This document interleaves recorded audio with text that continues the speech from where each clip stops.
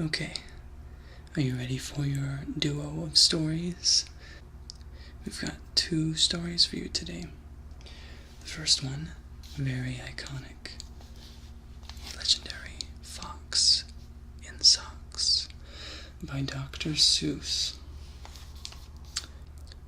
It says, "This is a book you read aloud to find out just how smart your tongue is." Think your tongue is pretty smart? I have a smart mouth. I'm not sure if I have a smart tongue. The first time you read it, don't go fast. This fox, is a tricky fox. He'll try to get your tongue in trouble. Ooh. Ominous. Take it slowly. This book is dangerous. Oh my, what are we getting ourselves into? Can't even see the fox, he's hiding. What a sneaky fox.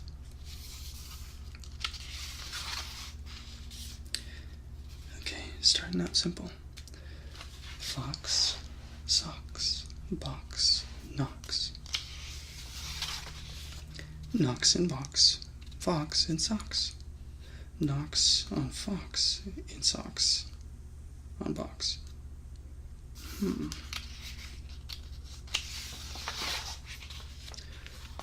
Socks on knocks, and knocks in box. Fox and socks on box, on knocks.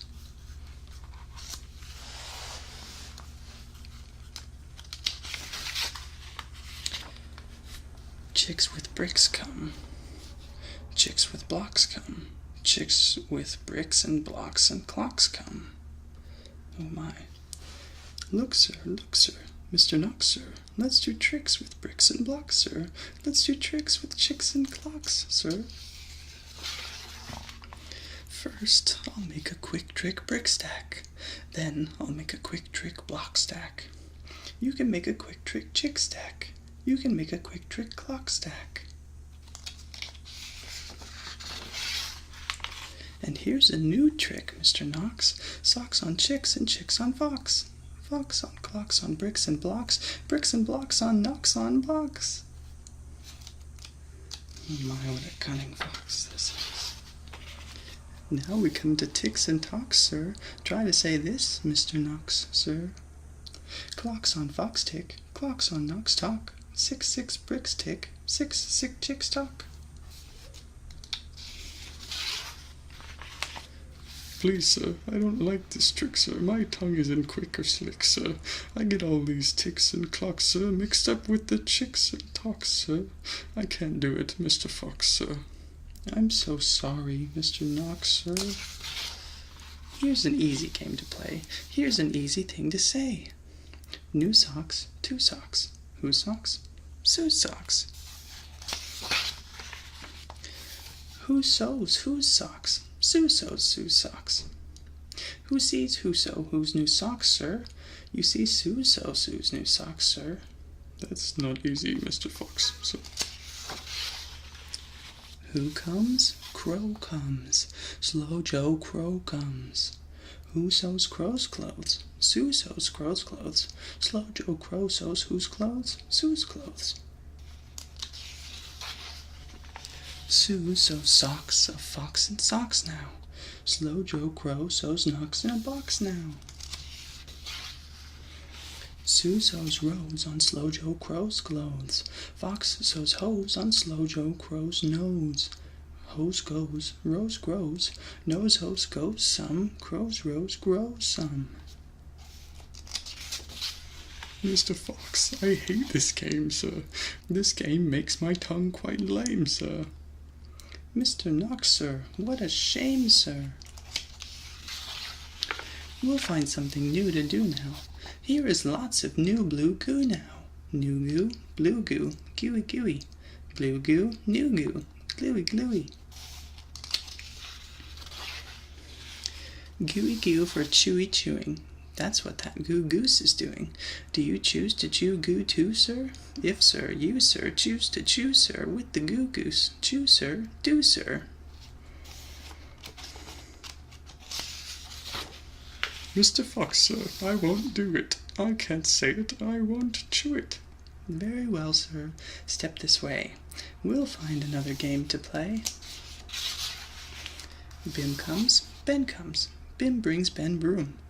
Ben brings Bim broom. Ben bends Bim's broom. Bim bends Ben's broom. Bim's bends Ben's bends. Ben's bent broom breaks. Bim's bent broom breaks. My. Ben's band, Bim's band. Big bands, big bands. Bim and Ben lead bands with brooms. Ben's band bangs and Bim's band booms. Big band, boom band, big band, broom band. My poor mouth can't say that, no, sir. My poor mouth is much too slow, sir. Well then, bring your mouth this way. I'll find it something it can say.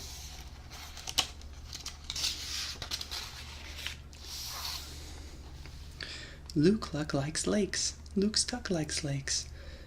Luke Luck licks lakes. Luke Stuck licks lakes. Duck takes licks in lakes Luke Luck likes. Luke Luck takes licks in lakes Duck likes. I can't believe such blibber blubber. My tongue isn't made of rubber. Mr. Knox, now come now, come now. You don't have to be so dumb now. Whoa. Try to say this, Mr. Knox, please. Through 3 cheese trees 3 free fleas flew. While these fleas flew, freezy breeze blew.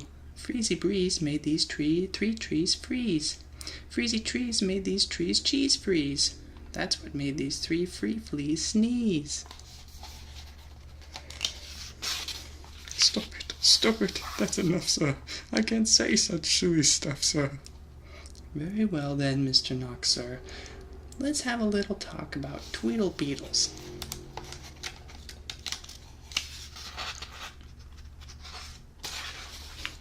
What do you know about Tweedle Beetles? Well, when Tweedle Beetles fight, it's called a Tweedle Beetle battle. And when they battle in a puddle, it's a Tweedle Beetle puddle battle. And when Tweedle Beetles battle with paddles in a puddle, they call it a Tweedle Beetle puddle paddle battle. And when beetles battle beetles in a puddle paddle battle, and the beetle battle puddle is a puddle in a bottle, they call this a Tweedle Beetle bottle puddle paddle paddle muddle. And when beetles fight these battles in a bottle with their paddles and the bottle's on a poodle and the poodle's eating noodles, they call this a muddle puddle tweedle poodle beetle noodle bottle paddle paddle. And now wait a minute, Mr. Sox Fox. When a fox is in the bottle where the Tweedle Beetles battle with their paddles in a puddle on a poodle eating noodle, this is what they call a Tweedle Beetle noodle poodle bottle paddle muddle duddled fuddled waddled fox in socks, sir. Fox in socks, our game is done, sir. Thank you for a lot of fun, sir. Well, at least he's still happy. Now, is your tongue numb? Actually, my tongue does feel kind of strange. Okay, so I read you the first story. Did you like it? Now, for the second story, we're gonna have to turn the lights out because it's past bedtime and you need to be getting ready for sleep. Okay, so let's dim the lights. I got it.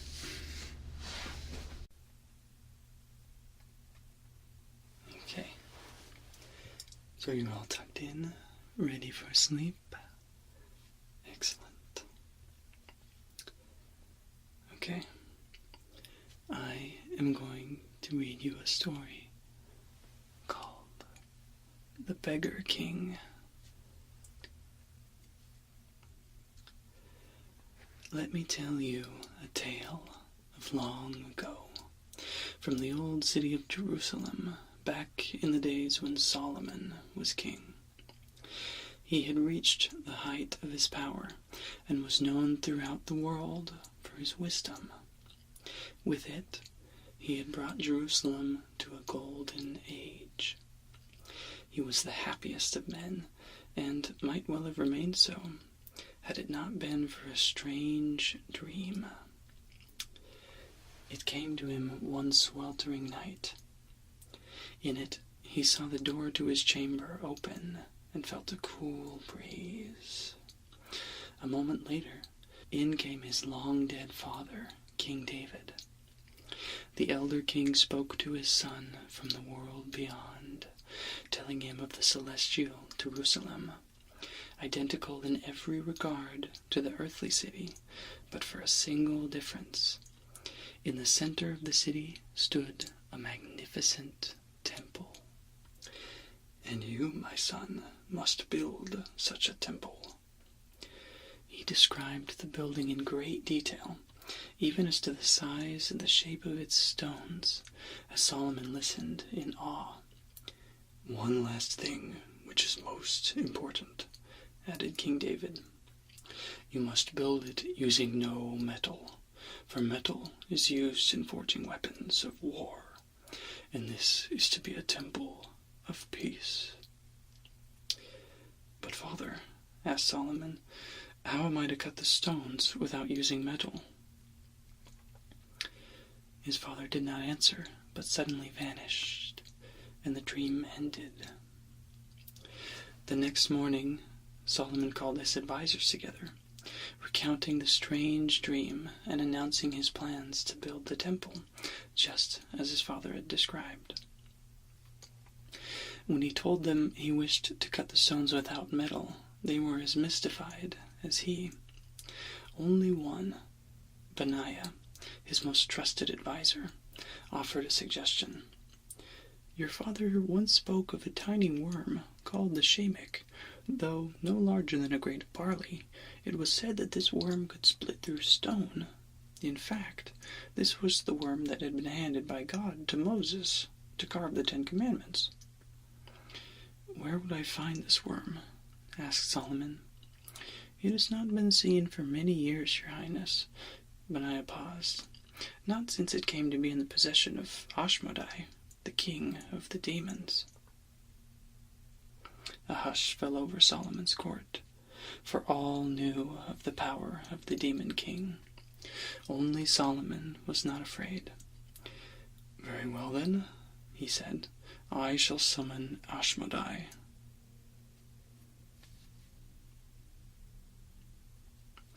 Solomon looked from their frightened faces to the ring he wore on his right hand.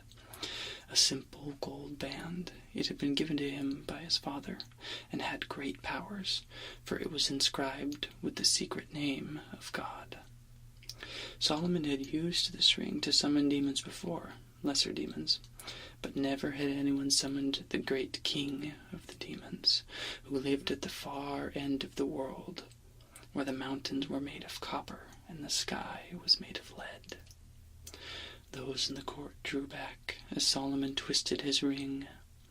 Suddenly, a huge ball of fire appeared before him, and when all the flames died down, there stood Ashmodai. All were amazed at what they saw, for the demon king stood fully 8 feet tall, with glistening blue skin.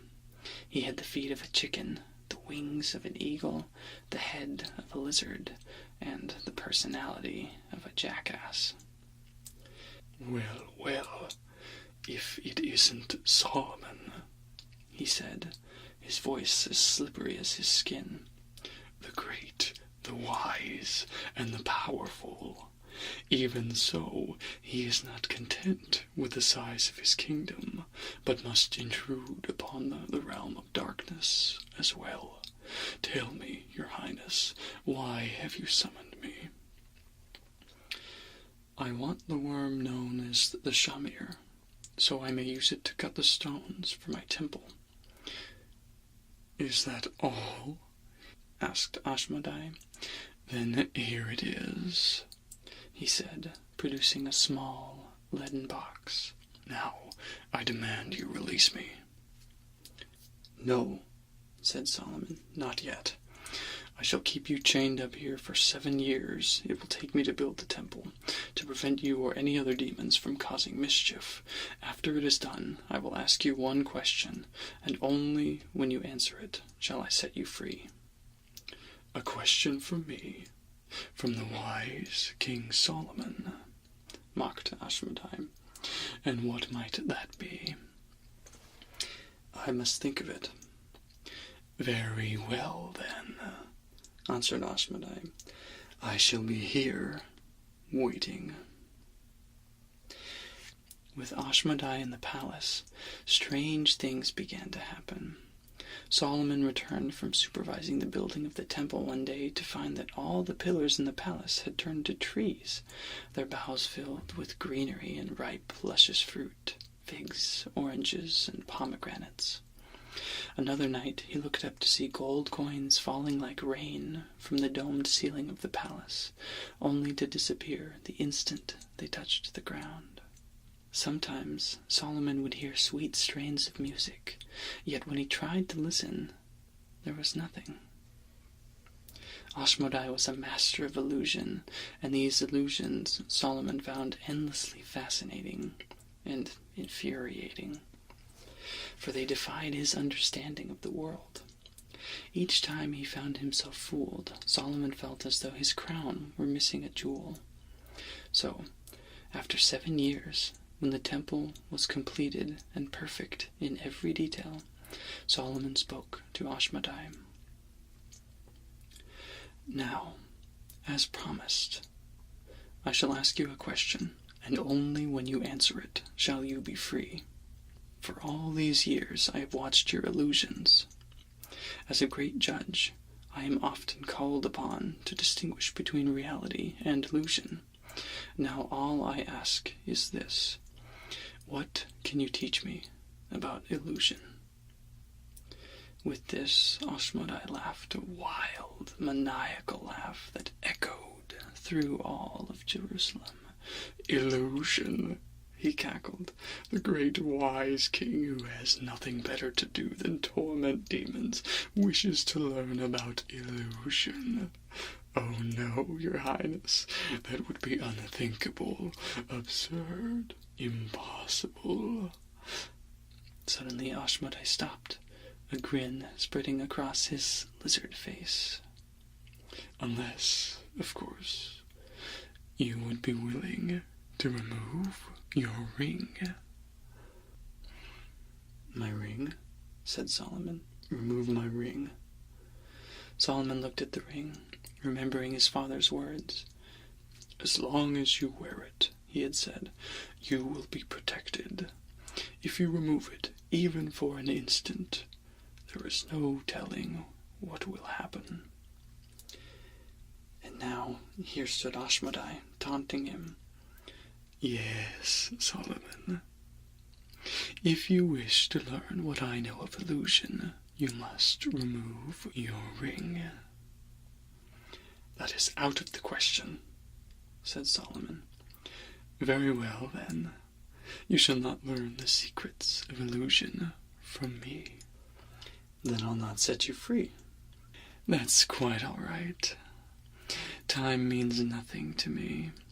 Unlike kings, demons live forever. I am content to wait."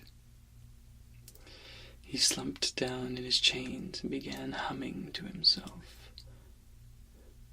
Desperately curious to hear what Ashmedai had to say, Solomon thought for a time, and finally consulted his advisors. All agreed that it was a bad idea to remove the ring. One even went so far as to say it would be unwise. "Unwise?" shouted Solomon. "You dare to tell me what is wise? I am the great King Solomon, known throughout the world for my wisdom." "That's right, your highness," added Ashmedai.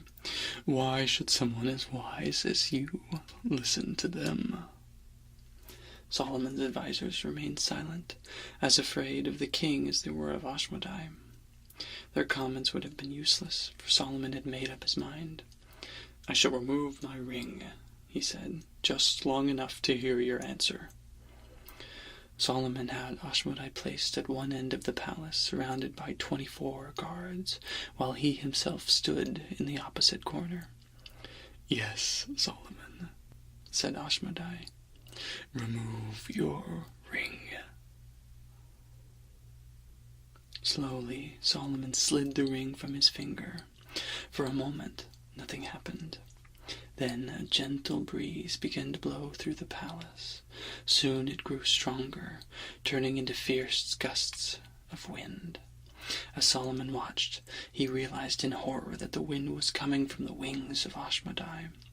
Each time he flapped them, he doubled in size, from 8 feet to 16 feet to 32 feet, until he towered to the ceiling of the palace, breaking free of his chains, his laughter shattering the glass in the windows. "You fool, Solomon! You should have never removed your ring." He reached down and plucked the ring from Solomon's hand, then threw it out of a tiny window of the palace. The ring sailed over the city of Jerusalem, beyond the distant hills, past mountains and oceans, finally landing at the far end of the world. "And now, Solomon, it's your turn. Say goodbye to your kingdom." With these words, he picked the king up only by the shoulders and hurled him through a window on the other side of the palace. Solomon sailed over his beloved city, beyond the hills, over the sea for many hours, until, at last, he landed in the midst of a vast desert. There he lay for some time, every part of his body aching, his mouth parched. He pulled himself up and began walking aimlessly, first this way, then that, until, as the sun set, he came upon a pool of water. He knelt down to drink, and there he saw something that sent a jolt of terror through him. His reflection. His crown, which had been a gift from the creatures of the sea, covered with every known precious gem, was gone. His beautiful robe, which had been given by the wind, was now in shreds, and looked to be nothing more than rags. And his face, which had been the most handsome in all Jerusalem, was now that of a weathered old man. Thus it was, lost and unknown, that Solomon began his wanderings.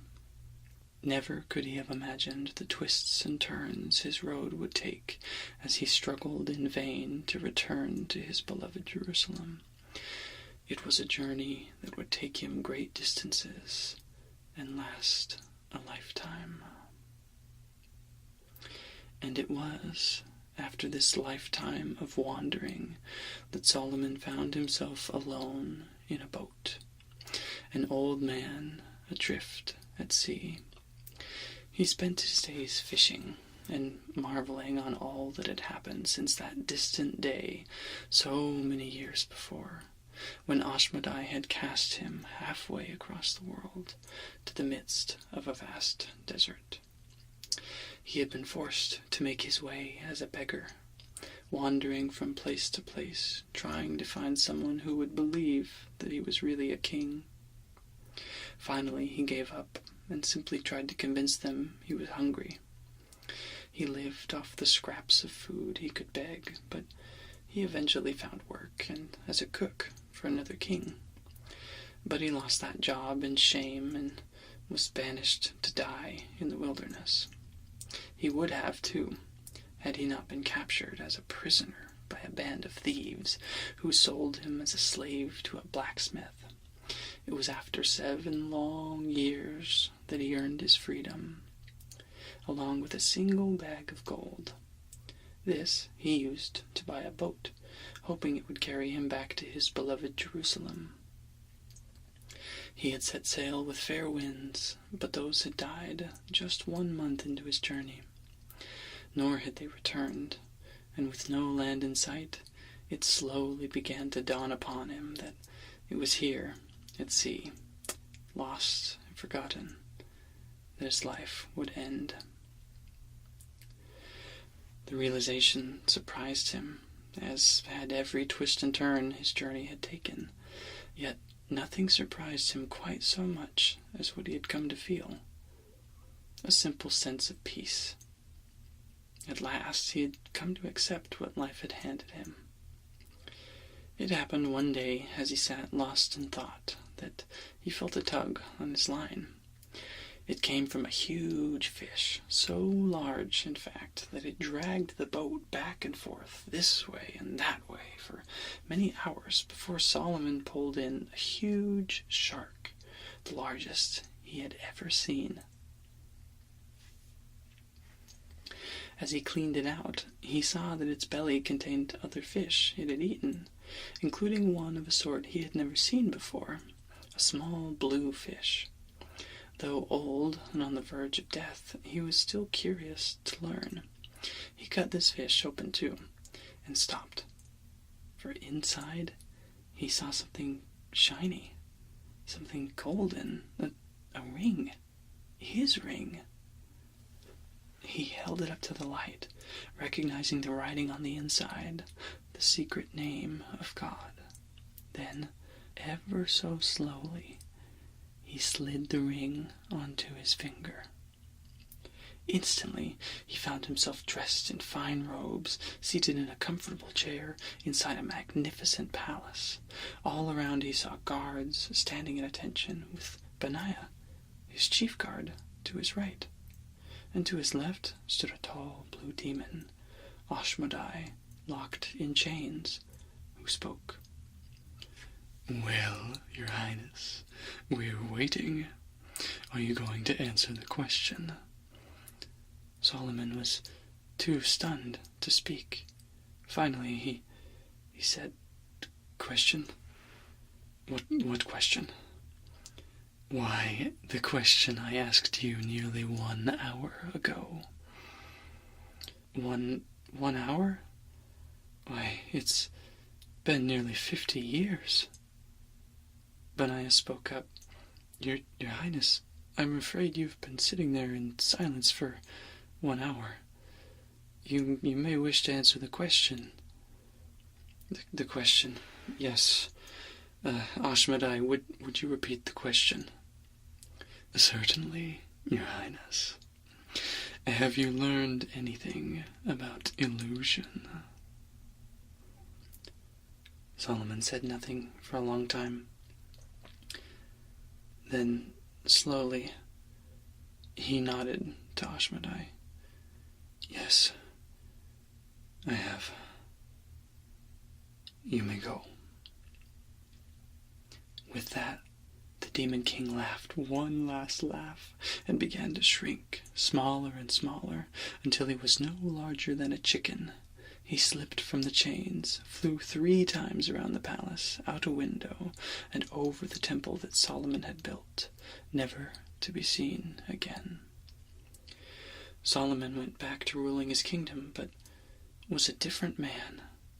Gone was his arrogance, evaporated were his illusions of grandeur. From that day on, he showed a wisdom he had not known before, a wisdom of the heart. He knew how it felt to be loved by all, and how it felt to be lost and alone, without a friend in the world. He knew what it was to have everything, and what it was to have nothing, for he had been both a beggar and a king.